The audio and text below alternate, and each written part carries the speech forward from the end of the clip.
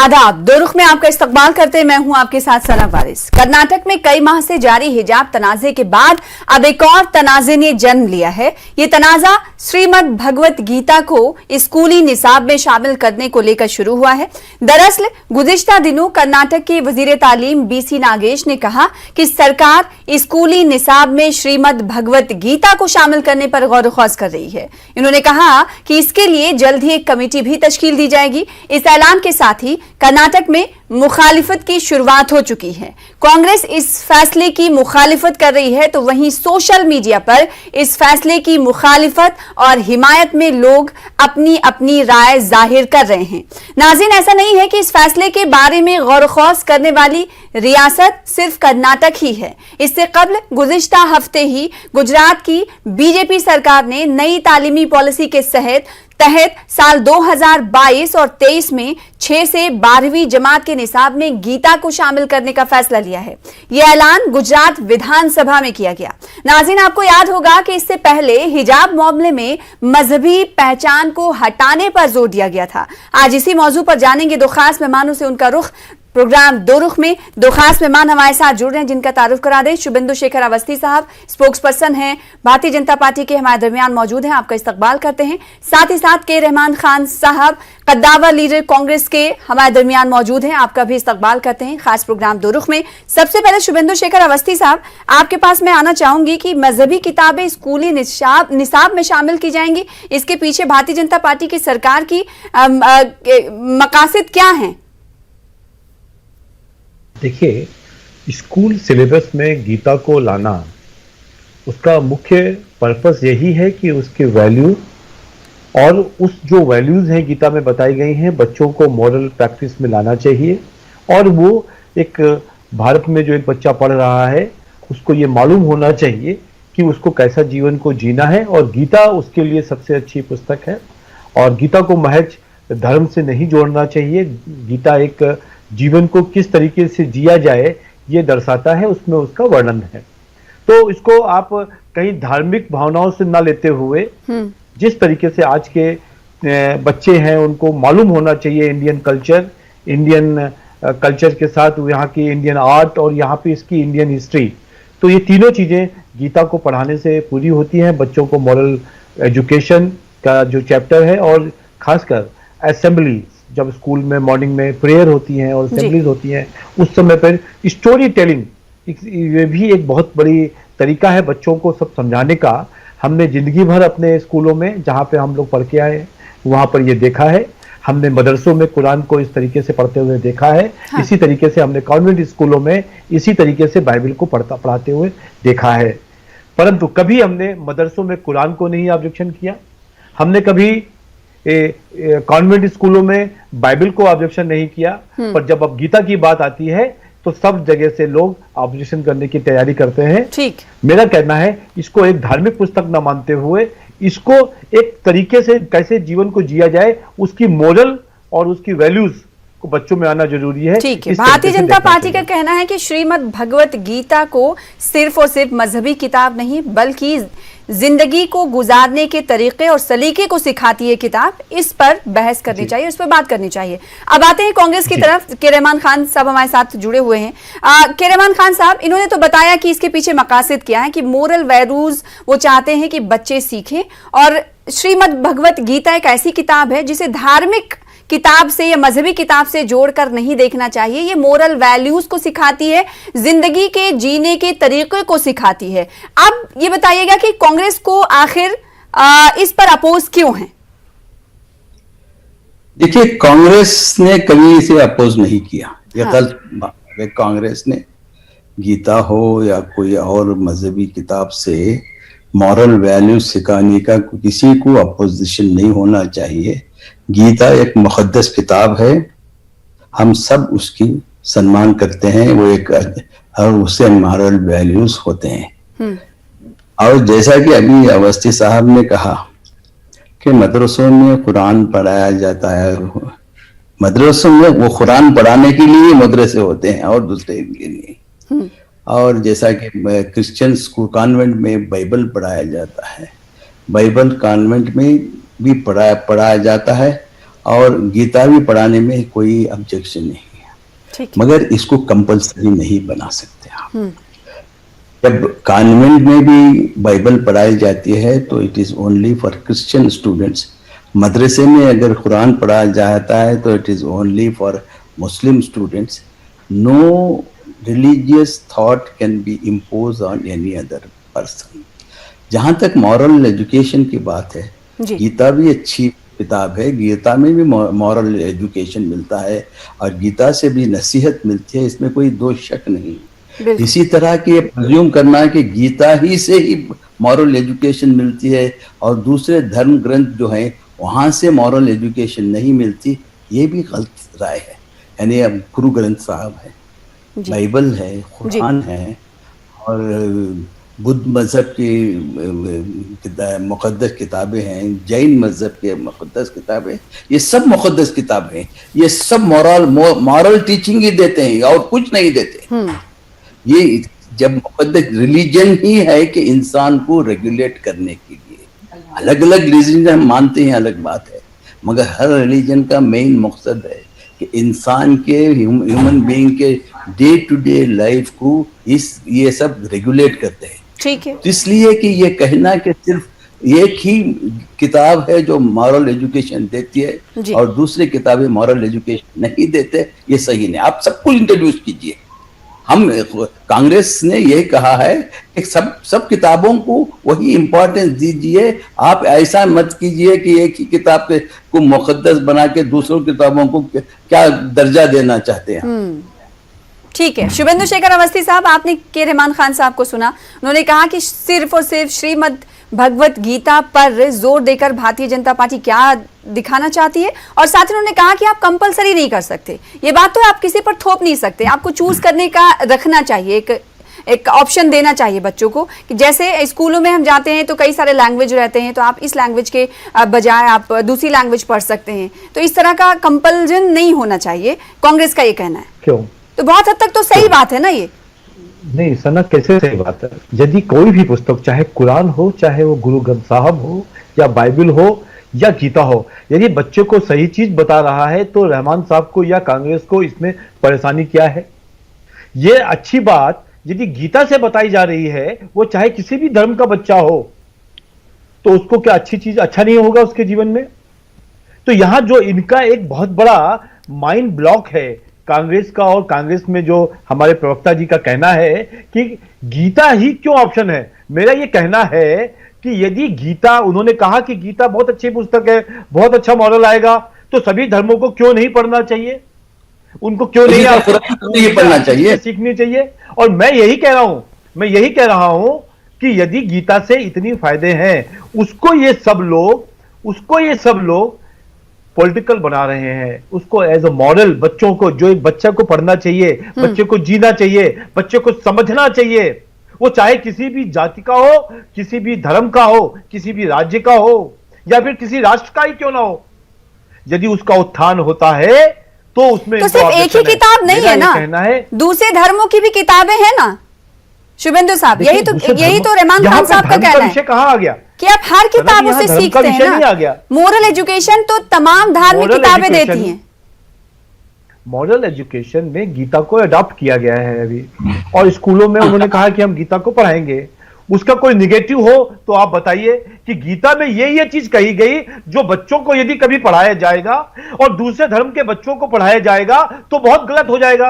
ये तो भारत है सना जी, जहां पर वंदे मातरम यदि प्रेयर में कहा जाए तो बहुत सारे स्कूलों ने इसका भी ऑब्जेक्शन किया था। पिक्चर हॉल के अंदर राष्ट्रगान गाया जाए, इसका भी ऑब्जेक्शन किया लोगों ने।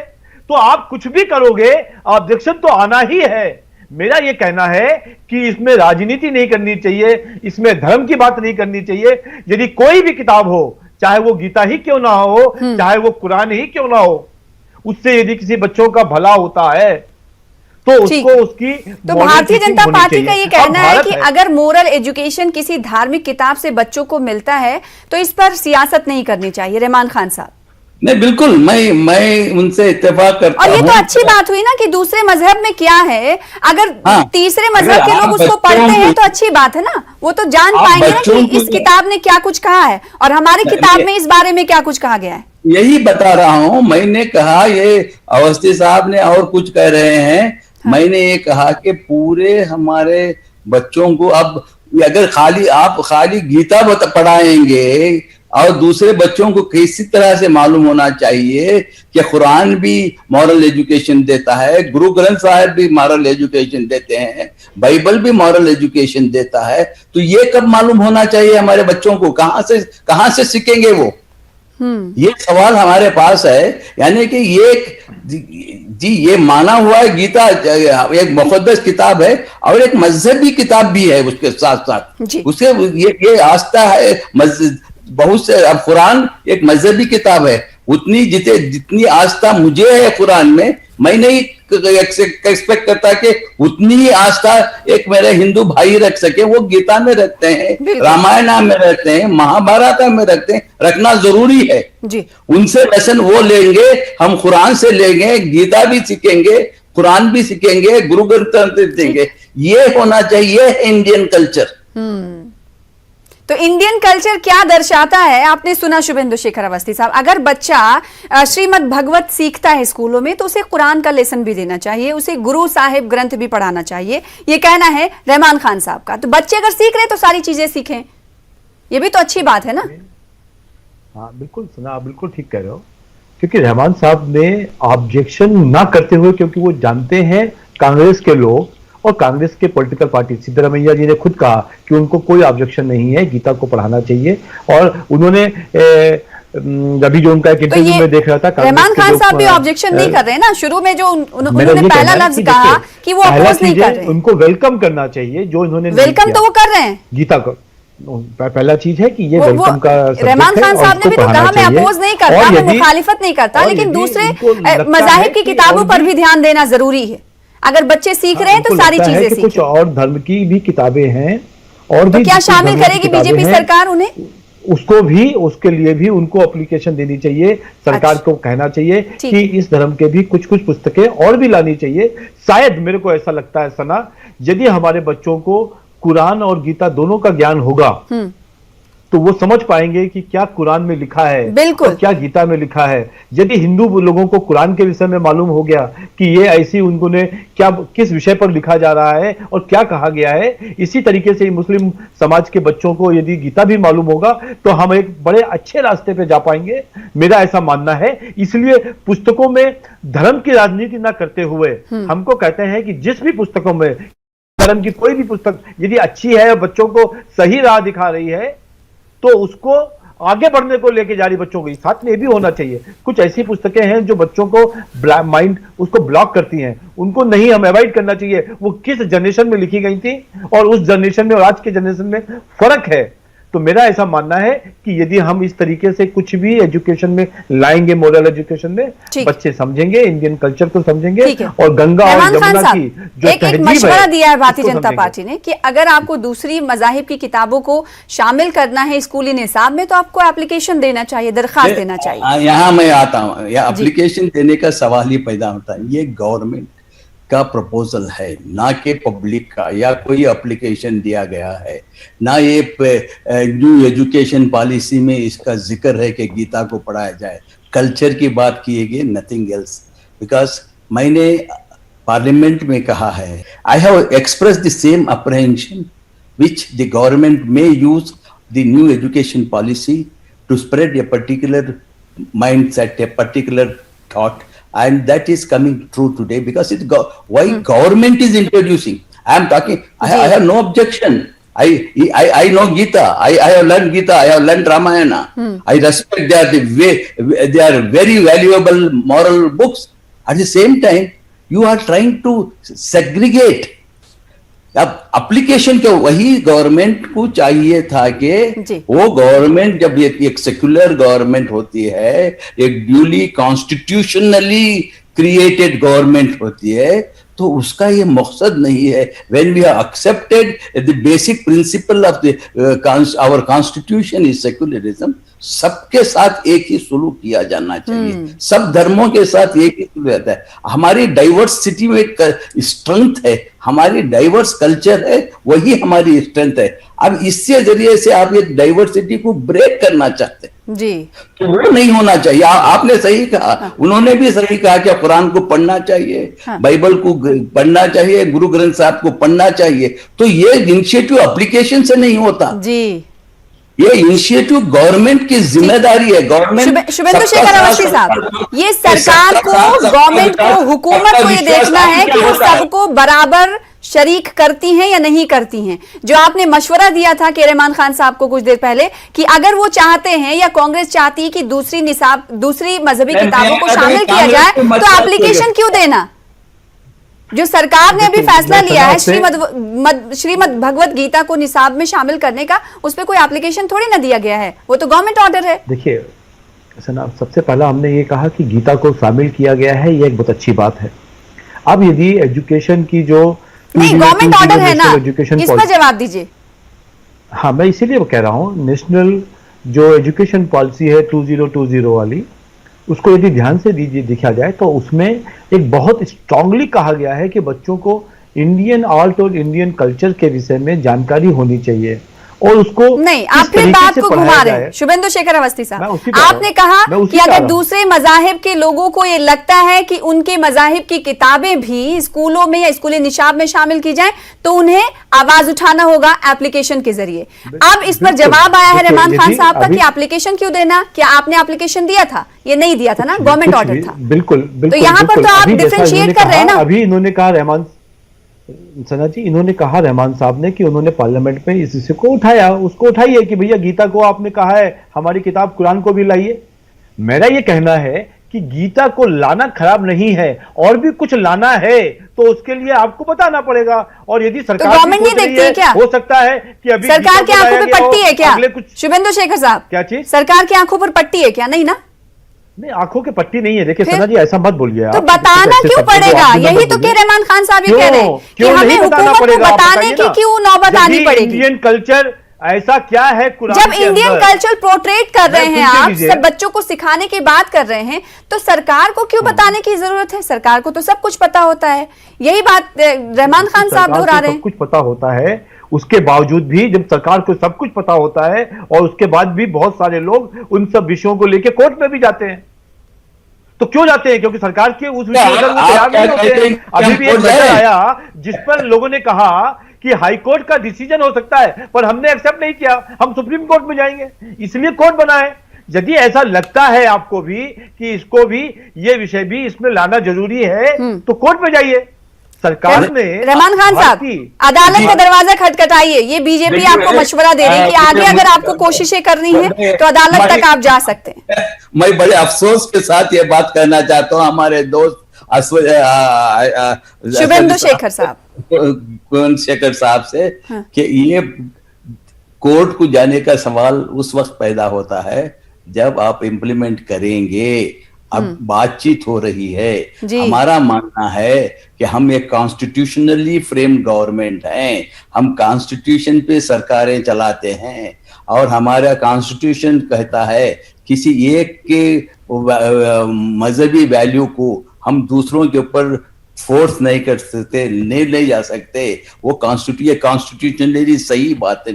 ये अलग बात है कि मेजॉरिटेरियन लेके मेजॉरिटेरियन में हम कुछ भी कर सकते हैं, ये रास्ता अडॉप्ट करके कर सकते हैं। तो हमको उस वक्त पर मजबूरी से मई से कोर्ट को जाना पड़ेगा। मैं ये बात इसी कह रहा हूं, मैं गवर्नमेंट अभी पॉलिसी पूरी मुकम्मल होने के पहले मैंने एक पार्लियामेंट में यही कहा था कि आप ऐसा नहीं कर सकते, आप दूसरे धर्म की किताबों को भी इंट्रोड्यूस कीजिए और इसको सही तरीके से कंसल्ट कीजिए, मुसलमानों से कंसल्ट कीजिए, क्रिश्चियनों से कंसल्ट कीजिए, दूसरे किसी मजहब के लोगों से कंसल्ट नहीं किया गया। कंसल्टेटिव प्रोसेस को खत्म कर दिया गया, अपनी मनमानी में ये कर रहे हैं। न्यू एजुकेशन, मैंने कहा कि पार्लियामेंट में कि ये न्यू एजुकेशन पॉलिसी एजुकेशन में तब्दीली लाने के लिए नहीं, एजुकेशन में एक पर्टिकुलर कल्चर को इंस्टीट्यूट पहले एजुकेशन पॉलिसी पहले भी अच्छी थी, आज भी अच्छी है हमारी एजुकेशन पॉलिसी, और उसमें कोई ज्यादा चेंजेस नहीं लाए हैं तो कल्चर लाके एक पर्टिकुलर कम्युनिटी की पर्टिकुलर के थॉट को इंट्रोड्यूस करने के लिए जबरदस्ती थोपा जा रहा है। अब जैसा कि उन्होंने कहा कोर्ट को उस वक्त पर जाना पड़ेगा तो जाएंगे। अगर कन्विंस करना पड़ेगा तो कन्विंस करेंगे, रिक्वेस्ट करना है तो रिक्वेस्ट करेंगे, जो भी आखिरी सीढ़ी पर भारतीय जनता पार्टी ना पहुंचे उससे पहले के रहमान खान साहब ये कह रहे, चूंकि अभी गौर खौज किया जा रहा है और इस हवाले से कमेटी भी बनाने की बात कर्नाटक में कही गई है। गुजरात के हवाले से, गुजरात की तरह यह फैसला नहीं, क्योंकि वहां पर फैसला ले लिया गया है, कर्नाटक में गौर खौज किया जा रहा है, यानी अभी फिक्र किया जा रहा है। तो फिक्र के दौरान ये बात कांग्रेस कह रही है कि उनको जो फिक्र हो रही है इस तालीमी पॉलिसी से, उसको भी शामिल किया जाए, उस पर भी, उसको भी कंसर्न, मैटर ऑफ कंसर्न समझा जाए। शुभेंदु साहब, देखिए ये सब तो क्या अभी जो कांग्रेस कह रही है उस पर आप सोचेंगे?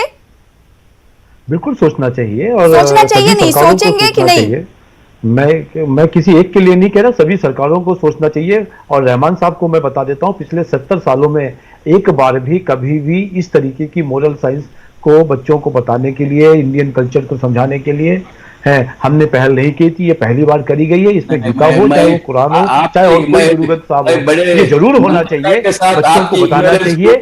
आप भी मानते हो क्या क्या होना चाहिए सिलेबस में, किस क्लास में क्या पढ़ाना चाहिए, ये आप सब लोग पार्लियामेंट में बैठते हो, आप सब लोग वहां के विधायकों के साथ बात करके इस विषय को कमेटी को दे सकते हो, और जो लोग तय हो आपके विधानसभा से और कहीं से भी, उसको लागू करना चाहिए बच्चों के ऊपर। देखिए, मैं अपने हमारे दोस्त को ये याद दिलाना चाहूंगा कि जब मैं हाई स्कूल में पढ़ रहा था, मैंने पूरे हमारी टेक्स्ट बुक थी महाभारत, मैंने पूरा महाभारत पढ़ा है एज ए मॉरल लेसन। ये कहना कि 70 सालों में कुछ नहीं हुआ, ये देखिए आप इस तरह से कितने स्कूल, रहमान साहब कितने स्कूलों में पढ़ा बताइए ना। आप हो सकता है भाग्यशाली हो, आप भाग्यशाली हो कि आपने रामायण पढ़ा, पर कितने स्लोगन, मेरे को लगता है कि आप सालों में हुआ और 7 सालों में मुस्लिम समाज के लोग जिन्होंने ये पढ़ा है, आप यहाँ तक पहुंच पाए। ये जरूरी है, जब तक हम दूसरे धर्म को समझेंगे नहीं, उनकी किताबें नहीं पढ़ेंगे, हम हमेशा घृणा करते रहेंगे, ऐसा मेरा मानना है।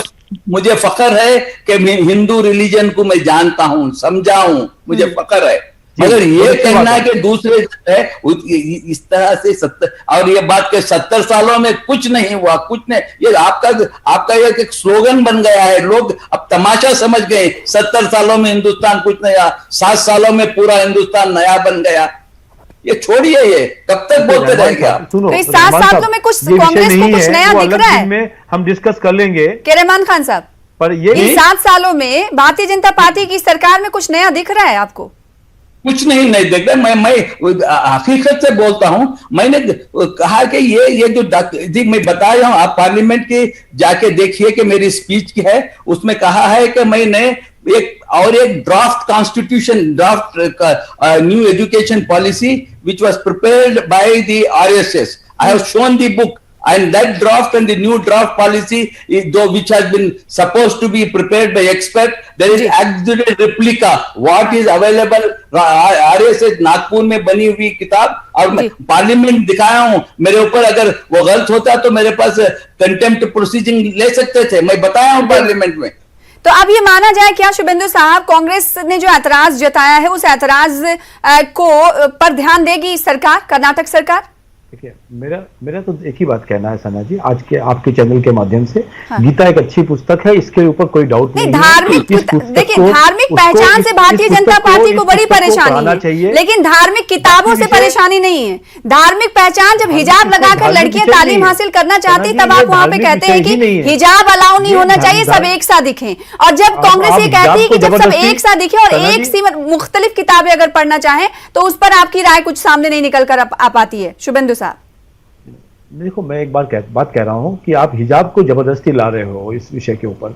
इसको आप पुस्तक, धार्मिक पुस्तक की तरह इसको पूजा करने की जरूरत नहीं है कि किताब को हमने मंदिर में रख दिया। लेकिन है तो धार्मिक किताब ना, मजहबी किताब है, और हम सब ये जानते हैं कि मुख्तलिफ मज़ाहिब की जो किताबें होती हैं वो मोरल एजुकेशन देती हैं, चाहे वो किसी भी धर्म की किताब आप उठा लीजिए, तो उस पर किसी को ऐतराज नहीं है। ऐतराज कांग्रेस को ये है कि अगर एक कम्युनिटी, एक धर्म की किताब को आप पढ़ाते हैं तो दिगर धर्मों की किताबों को भी शामिल करना चाहिए। बहुत शुक्रिया अदा करना चाहेंगे आप दोनों खास मेहमानों का इस प्रोग्राम में शामिल होने के लिए, अपना अपना मौकफ रखने के लिए। बहुत शुक्रिया के रहमान खान साहब, शुभेंदु साहब हमारे साथ जुड़ने के लिए। फिलहाल इसी के साथ मुझे दीजिए इजाजत। दो रुख में आज के लिए बस इतना ही। कल फिर हाजिर होंगे बड़े मुद्दे के साथ। तब तक देखते रहिए न्यूज़ 18 उर्दू। आदाब।